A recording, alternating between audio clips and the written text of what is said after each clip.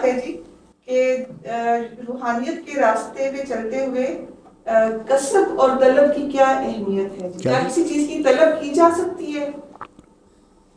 جی کیوں نہیں. وہ یہ ہے، کسب کہتے ہیں کچھ کرنے کو، کوئی کام کرنے کو، کوئی ذریعہ اپنانے کو. وہ معاش کے لیے بھی ہو سکتا ہے، روحانیت کے لیے بھی ہو سکتا ہے. روحانیت کے لیے جو کسب اختیار کیا جاتا ہے وہ تو مجاہدوں کی زندگی ہے، جس میں روزہ ہے، ذکر و اذکار ہے، نمازیں ہیں، مخلوق کی خدمت ہے، ایثار ہے، قربانی ہے، جہاد ہے. یہ سب روحانیت کے راستے ہیں. اور طلب جو ہے وہ رضائے الہی ہے.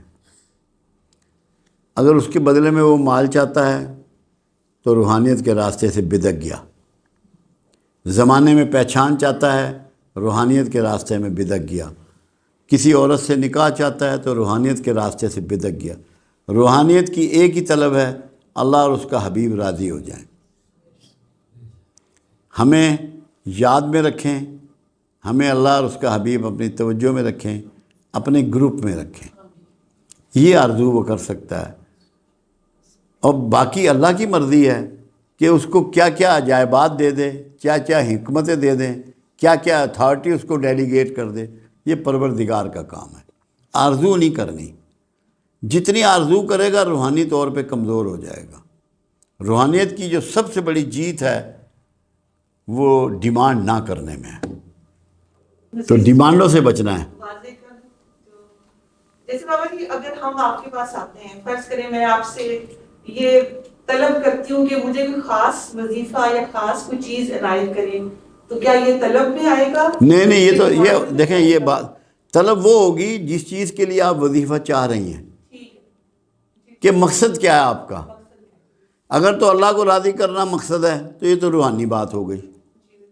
اگر آپ کے کسی نے پیسے دینے ہیں نہیں مل رہے، وہ وصول کرنے ہیں، تو پھر یہ روحانیت نہیں ہے.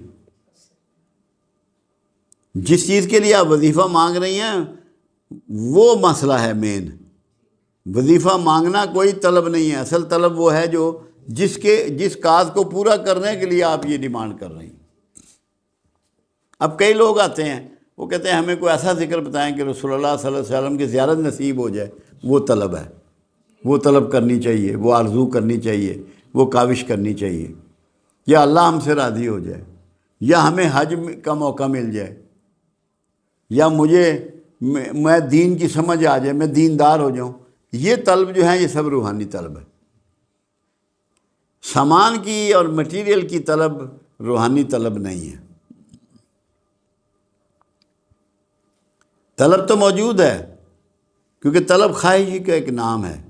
انسان میں کیونکہ بہت سی کمیاں ہر وقت موجود رہتی ہیں، جس کی وجہ سے اس کے اندر خواہشیں موجود رہتی ہیں. نیگیٹو خواہشیں ہیں جو سامان کے لیے ہوتی ہیں، ان کا روحانیت سے کوئی تعلق نہیں، اللہ کو راضی کرنے سے کوئی تعلق نہیں. جس میں گول یہ ہو کہ اللہ راضی ہو جائے، کملی والا راضی ہو جائے، وہ روحانی طلب ہے.